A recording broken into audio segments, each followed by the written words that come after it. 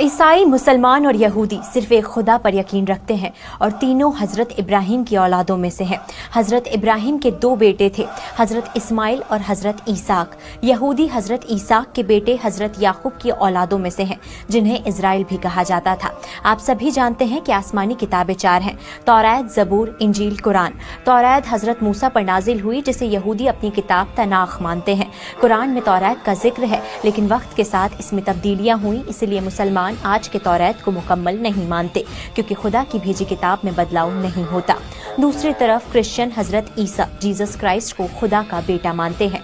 हज़रत ईसा भी हज़रत ईसाक की औलाद से थे, लेकिन ईसाईयत एक ऐसा मजहब है जो हर नस्ल और कौम के लोगों को शामिल करता है। ईसाई हज़रत ईसा पर नाजिल हुई किताब बाइबल को मानते हैं, जिसे मुसलमान इंजील मानते हैं, पर मुकम्मल नहीं। और अब बात करते हैं मुसलमानों की।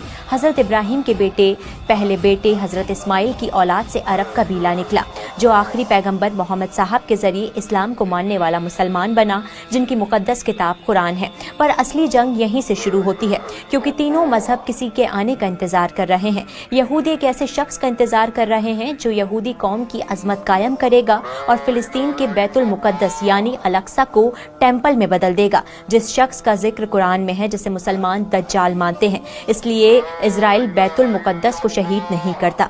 दूसरी तरफ ईसाई यानी क्रिश्चियन हज़रत ईसा के आने का इंतजार कर रहे हैं। उनका मानना है कि वो दोबारा यरूशलेम यानी फिलिस्तीन में आएंगे, ताकि क़यामत के दिन यानी जजमेंट डे पर गुनाहों का हिसाब लें और खुदा की हुकूमत को मुकम्मल तौर पर कायम करें।